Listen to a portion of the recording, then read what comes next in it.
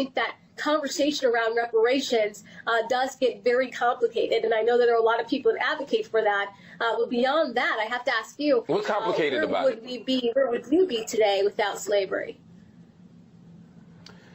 That's a great question. That's what we call one of those counterfactual hypotheticals, right? It's hard for me to tell you where I'd be without slavery because our entire history was interrupted by it.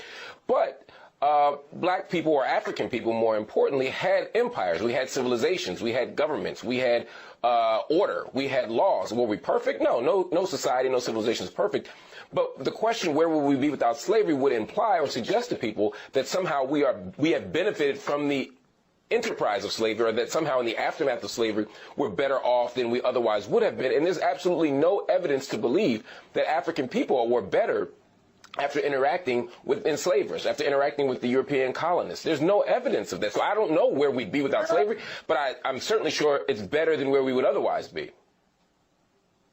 Yeah, see, and I would counter that personally with what we see on the continent of Africa today. I mean, honestly, you talked about some people having, some of the kingdoms and being on the hierarchy in Africa and different countries in Africa, and sure, but those weren't the people that were being sold into slavery. See, so it's like it's so hard to understand. But Kim, where in Africa? I want you to be a little more specific. Where in Africa can we point to and see any kind of problem, any kind of disruption that hasn't been touched or interrupted by Europe? You're kidding, right? Okay, so my family is from both. Name a country that hasn't been. You're saying Nigeria and Cameroon haven't been affected by Europe? That's your argument? There's many countries in Africa that did not have Europeans colonize it, and they're still down today. Look at the Congo, for one thing. We don't talk enough about the Congo and what they're dealing with, especially when it comes to China and everybody that is going into their country to extract cobalt and lithium and all these things that we want here in America to make us feel good with electric vehicles. So if we want to go down that road, we can go down that road, okay? But at the same time, not every country was invaded by Europeans that then put colonization on their culture and their people. That did not happen everywhere. But I can tell you right now in Cameroon, you have a situation where you have people running. Go ahead. Continue. Finish your thought. Right now. We have tribes in Cameroon right now that are trying to run from the military, run from the government, and is black on black in Cameroon. This is what's happening across Africa. I'm not saying you being a slave from a family of slavery is great. I'm not saying it for myself either. But you can't sit here and say that your life would have been better without slavery, because we just don't know. We can look back onto the continent of Africa today, and we can say that there are a lot of places where people are leaving, seeking refuge to come here in America, because this is the land of opportunity. Kim Klacik is stuck on stupid. Apparently, Kim Klacik has never heard of the Berlin Conference of 1884 and 1885, where 14 European nations carved up Africa into colonies. Okay, Kim Klacik is stuck on stupid. Apparently, she's never heard of the Berlin Conference.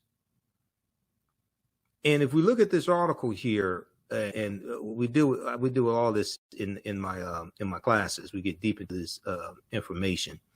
This is from thought.co.com. The Berlin Conference to divide Africa. The colonization of the continent by European powers. You have 14 European nations that met in Berlin, Germany, to carve up Africa in colonies. The Berlin Conference was Africa doing in more ways than one. The colonial powers superimposed their domains on the African continent.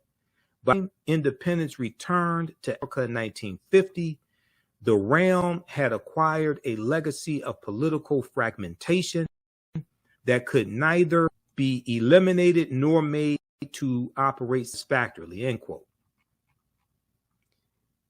So the purpose of the Berlin Conference, it was after Portugal, German Chancellor Otto von Bismarck called together major Western powers of the world to negotiate questions and end confusion over the control of Africa. There was only two countries that weren't colonized during this colonial period. Ethiopia, and Italy tried to invade Ethiopia, actually twice, because at the Battle of Adwa, March 1896, the Ethiopians defeat Haile Selassie. Menelik II, Emperor Menelik II, 1896. They defeat the Ethiopians, beat the hell out of the Italians. They defeat the Italians. They beat the Italians so badly that the Italians lied to the rest of the world and told the rest of the world that the Ethiopians were white, because they didn't want the world to know that they got their behinds kicked by black Africans. Okay. If you look at blackpast.org, Battle of Adwa, and I don't have time to make this a long history lesson. But if we look at blackpast.org, look at this entry here for the Battle of Adwa, March 1st, 1896.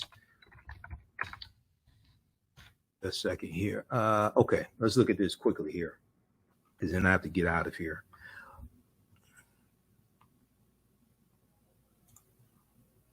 Okay, let's flip over to this. Battle of Adwa. Now you see different spellings. It may be ADWA or ADOWA. Battle of Adwa, 1896. This is from blackpast.org. All right. In March 1896, Ethiopian forces under the leadership of Emperor Menelik II surprised the world by defeating an Italian army sent to Empire. Okay. Now, read all of this. Okay. But they kicked the Italians behinds. Now, at the end of the article,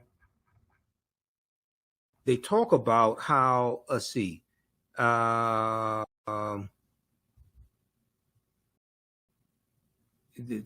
Ethiopian victory secured independence until Italian dictator Benito Mussolini attempted to conquer the nation when he invaded in 1935. Okay, and this is leading up to World War II. Ethiopia initially resisted the Italians alone, except with the help of anti-fascist volunteers from the United States and other nations. The battle. Hold on, where is this? The part I'm looking for. Oh, right here. Okay. Victory at Adwa sealed the unification of Ethiopia and solidified Emperor Menelik II's claim to the title of emperor. Europeans and European Americans interpreted the story of Adwa in different ways.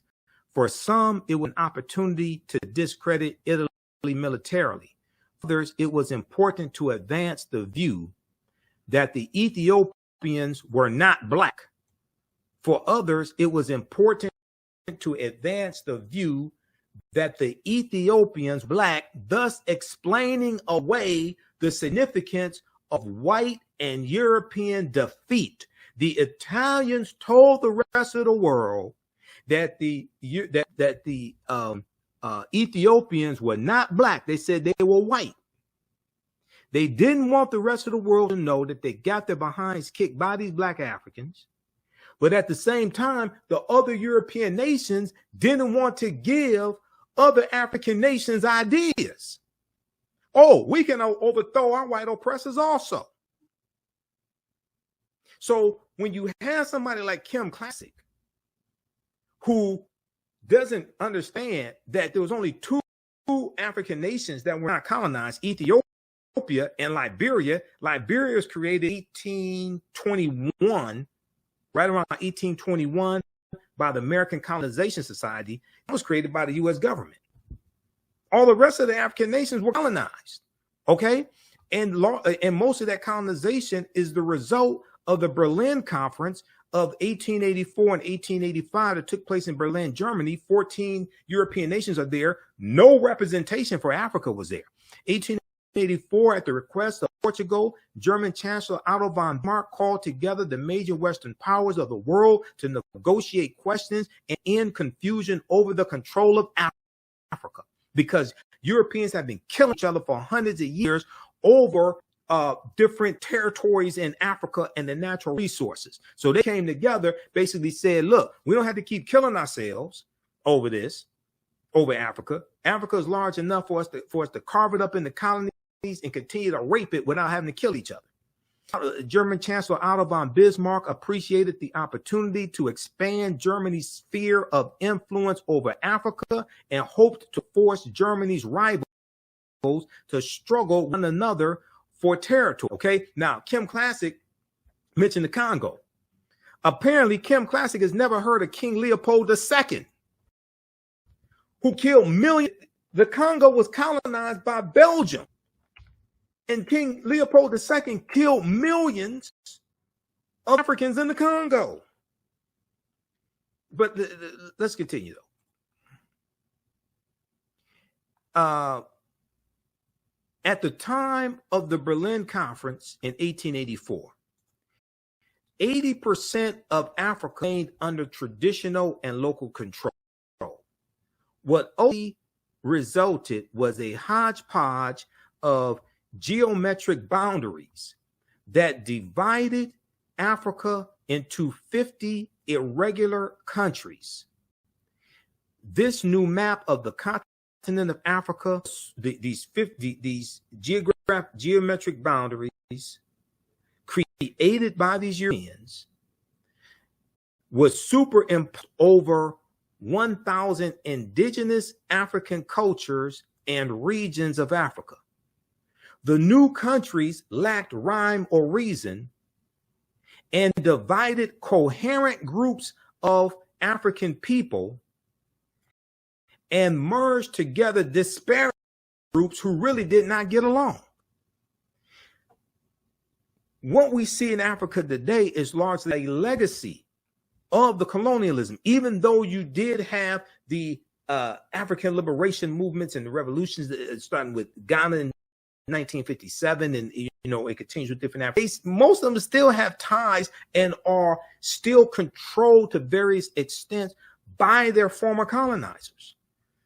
Now, this map right here shows you African colonization after the Berlin Conference, and it shows you the areas of Africa, the colonies, the areas that each European nation gets. Okay. And of the 14 nations that were there, because France, Germany, Great Britain, and Portugal were the major players in the conference, controlling most of colonial Africa at the time. Now, Great Britain is in the orange. Look at what Great Britain gets. They get South Africa, they get Namibia, they get Kenya, Nigeria, they get Egypt, they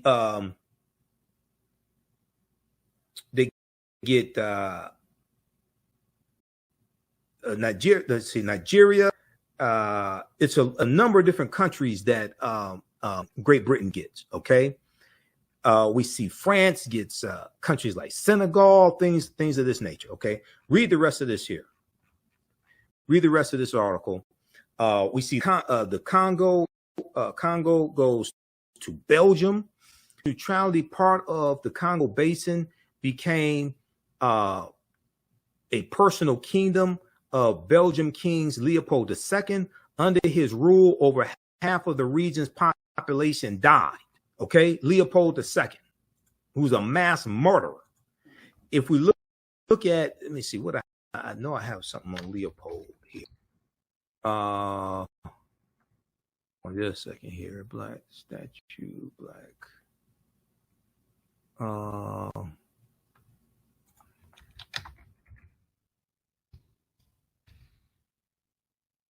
Belgium. Okay.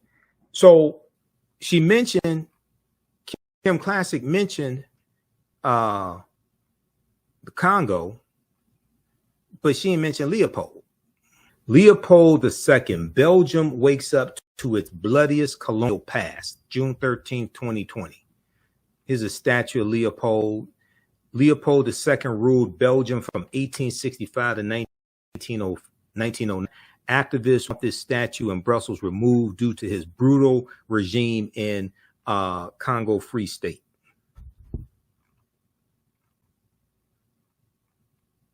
Okay. All right. Read the. Let's see. Leopold II's rule in what is now Democratic Republic of Congo was so bloody it was eventually condemned by other European colonialists in 1908, but it has taken far longer to come under scrutiny at home in Belgium.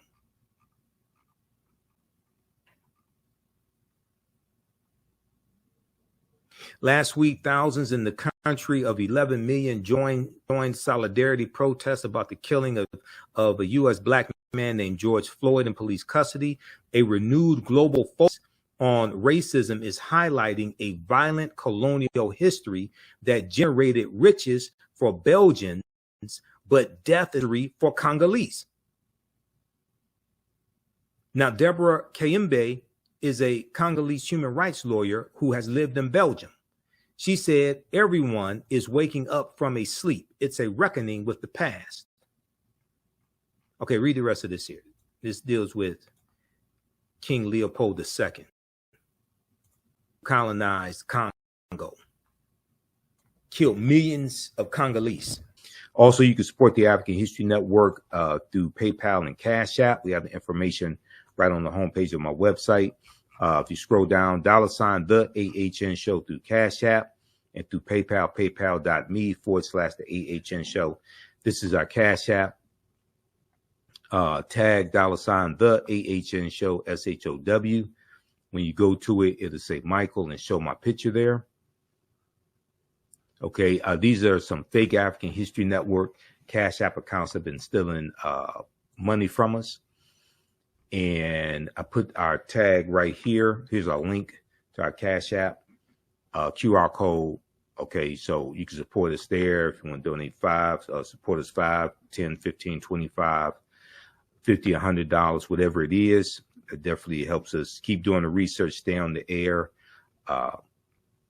pay some of the bills, and broadcast the Sunday night show also.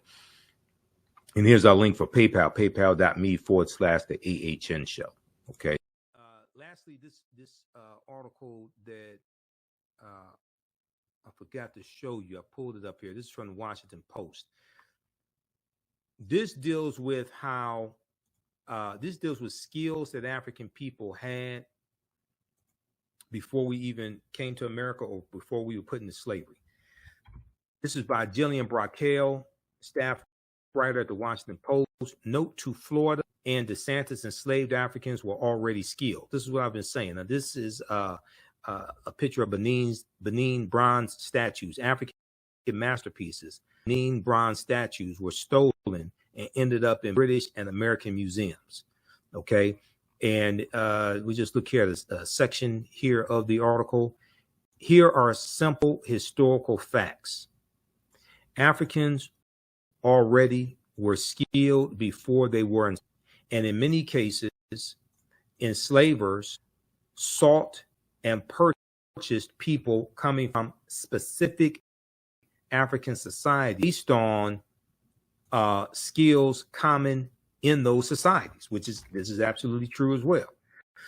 Decades of research, slave ship manifests, plantation ledgers, newspapers, letters, journals, and archaeological digs, dozens of scholars support this. Much of it is compiled in the 2022 book, African Founders, How Enslaved People Expanded American Freedom, by Pulitzer Prize-winning historian David Hackett Fisher. Transatlantic slavery was an economic model proposing that skilled laborers who were benefiting themselves and their communities be abducted, transported, and forced those skills to benefit others. Other skills such as literacy, ministry, and music making were often banned because they did not benefit and even threatened the enslaver. Hackett Fisher explains, historian Hackett Fisher in his book explains how in the mid-1700s, enslaving colonists in the low country of the Carolinas, Georgia, and Florida targeted people from the windward coast of West Africa, where rice had been cultivated for thousands of years. In the low country, enslaved people then complex systems of canals, levees, floodgates, and fields, just as they had in West Africa, providing the region with its first massive cash crop.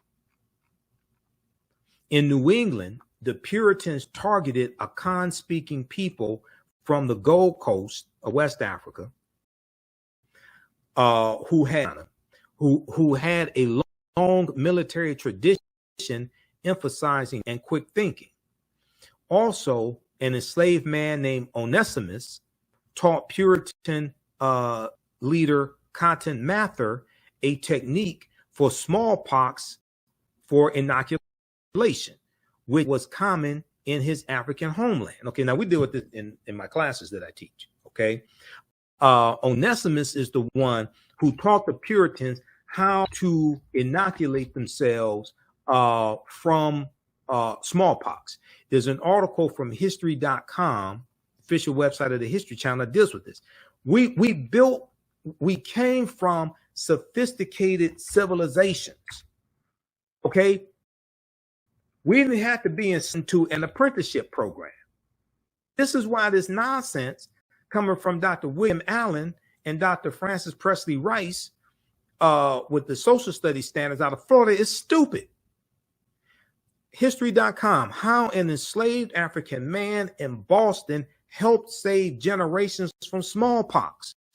In the early 1700s, I'm not exactly sure how to pronounce his name, that was Onesimus, or I think it's Onesimus.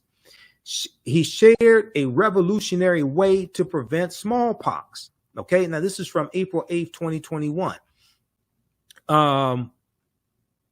If you just scroll down here, let's see. Okay. But the smallpox epidemic of 1721 was different than any that came before it, as sickness swept through the city, killing hundreds in a time before modern medical treatment or a robust understanding of infectious disease. An enslaved African man known as Onesimus suggested a potential way to keep people from getting sick. Intrigued by Onesimus' idea, a brave doctor and an outspoken minister undertook a bold experiment to try to stop smallpox in its tracks. Okay, okay, let's see here. Smallpox, the first enslaved people. In 1706, an enslaved West African man was purchased for the prominent Puritan minister Cotton. Okay, the prominent Puritan minister Cotton Mather by his congregation. Cotton Mather gave him the name Onesimus after an enslaved man in the Bible whose name meant useful. Puritan minister Cotton Mather, who powerful figure in the Salem witch trials, believed that owners of enslaved people had a duty to convert enslaved people to Christianity. How nice of him. Well, we could say that's mighty white of you, but okay, whatever.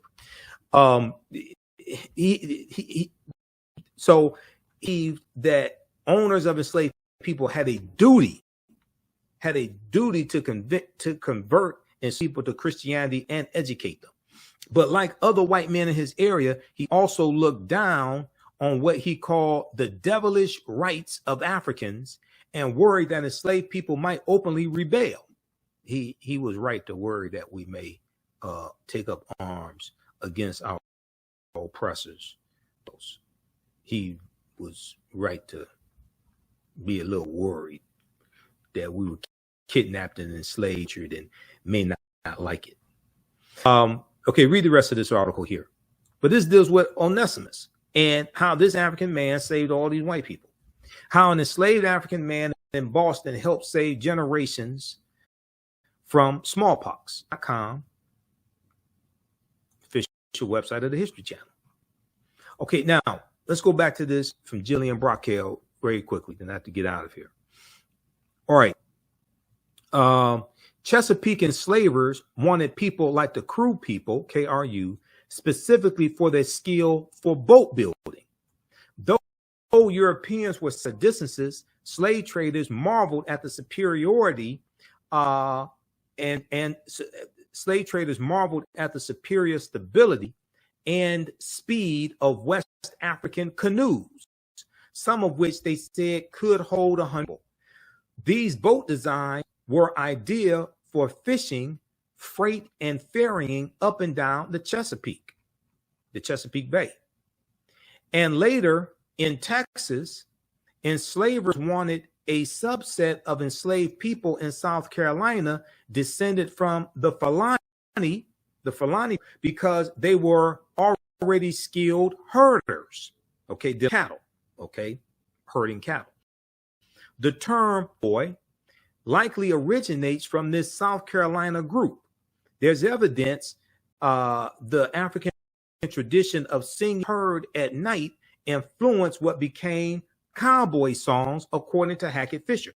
Now, the term cowboy, originally the term cowboy was a derogatory term that white men used for African-American cattlemen, cowhands, because white men were called cowhands or cattlemen. African-American men were called cowboys as a derogatory term for them. Okay, as you have the westward migration in this country, especially after slavery ends, westward migration going to the 1870s, things like this, 1870s, 1880s. You have the westward expansion. You have you go to 1849, the gold rush in California, 1849. California becomes a state in the Union in 1850. Okay, so all that period of time. And you have, just like 1879, the Black Exodus of 1879, we have 6,000 African Americans migrating from Louisiana out west to Kansas. This is an example of this. So cowboy was a derogatory term originally used against African Americans, but over time it became a general term. And in a lot of these cowboy movies, historic African American cowboys got depicted as white people. Who would have saw that coming? The term cowboy, back to this article, the term cowboy likely originates from this South Carolina group. Okay. There's evidence the African tradition of singing to a herd at night influenced what became known as cowboy songs. And to Hackett Fisher, the number of enslavers who decided voluntarily to free and ensure a skilled livelihood for the people they formerly enslaved is extremely small, such that some living descendants of enslaved people freed under these conditions have noted higher wealth and education levels in their families than in others. Okay. As for being a blacksmith, the example that Governor Ron DeSantis cited as a skill to provide personal benefit, Africans all over the continent already knew how to forge iron and other metals with skill before slavery. This is what I was talking about, because we were already blacksmiths. We mastered metallurgy. We took those skills into Europe. These are the skills the African Moors are taking into Europe in 711 and subsequent years. We ain't have to be kidnapped to be put into an apprenticeship program. Quote, that's why masterpieces like the Benin bronzes were later stolen and ended up in British and American museums. Governor Ron DeSantis, who has a history degree from Yale University, who knows better than this BS that he's out here trying to substantiate and defend. Governor Ron DeSantis' office did not immediately respond to a request for comment on criticism and refutations of Florida's new guidelines or the factual basis for his blacksmith statement. But the story of the enslaved metal worker, Philip Reed, who played a major role in casting the bronze, quote, Statue of Freedom, end quote, that stands atop the U.S. Capitol dome, provides a telling example. Okay, Philip Reed was already a skilled plasterer by the time the artist Clark's bought him, purchased him, bought him in Charleston in 1809. And over the next 2 decades, Reed learned a ton about and casting monumental bronzes, more than anyone else in the United States, perhaps even including Mills. The federal government even paid Reed more than the white man who worked on the Freedom Statue project. Quote unquote paid is in quote because 6 days after Reed's wage, 6 days, because 6 days a week, wage went to Mills. On Sundays, Reed was allowed to keep his own wage. Later, when an act of Congress forced Mills to free Reed, Mills demanded the government pay him 3 times as much for Reed as for the other people he enslaved to compensate him for those of Reed's skills. Okay, so the question is that, so did Reed personally benefit from learning how to cast bronzes? Save for those Sunday wages, it appears not. Patient who went back to plastering, working for himself until his death in 1892. There's record of him ever working again with bronze. Whether he wasn't allowed to or simply didn't want to is unknown. Okay, read the rest of this article here. It's a really good article. This is something I talked about last week on this show last week. And there was this on Rolling Monitor Filtered. There were at least 262 skills, trades, and crafts. The name of this article, Note to Florida and DeSantis, enslaved Africans were already skilled. This is from the Washington Post, okay? There were at least 262 skills, trades, and crafts African people had in this country from 1619 to 1865, all right? A lot of these skills, trades, and crafts we brought with us. So when we look at, if we look at this slide here that I showed you last week, these skills, trades, and crafts come from the book, The Other Slaves, by James and Ronald Lewis. The book came out in 1970. It's called The Other Slaves, Mechanics, Artisans, and Craftsmen. There were at least 262 skills, trades, and crafts that we had. A lot of these skills we brought with us from Africa. Some we learned here in this country. And these are skills, trades, and crafts that we used to build this country. All right. Okay. So look, we have to get out of here. Hopefully you learned a lot on today's show. And this is just a sample of the type of information that I deal with in my online history classes. And one of the things that we do is show you the connection between history and historical events and laws and policies that are continuing to impact us today. People's history and culture teaches them how to deal with the problems of the past and the present and the future to meet the needs of the community. And what you do for yourself, what you do to yourself, and what you allow other people to do to you and get away with is based upon what you think about yourself. What you think about yourself is based upon what you have been taught about yourself. What you've been taught about yourself is based upon everything you've read, heard, and seen about yourself. And the reason why African history and culture is so important, as two of my teachers, Dr. Leonard Jeffries and Professor James Small, correctly teach us, African history and culture gives us our VIPs. It gives us our values, our interests, our principles. And this gives us our foundation. This gives us a cultural paradigm to see reality through. Our values, our interests, and our principles. African history and culture gives us our self-esteem, our self-development, and our self-worth. This impacts our economic empowerment and how we engage in economics, like the cooperative system of cooperative economics, which are principles we brought with us from Africa as well. And this also impacts our political empowerment, how we engage in politics, and our understanding of politics. So we have to have a synthesis of all three of these, not just one of them. Okay. Also, you can support the African History Network through PayPal and Cash App. We have the information right on the homepage of my website. If you scroll down, $ the AHN show through Cash App and through PayPal, paypal.me/the AHN show. This is our Cash App. Tag $ the AHN show, SHOW. When you go to it, it'll say Michael and show my picture there.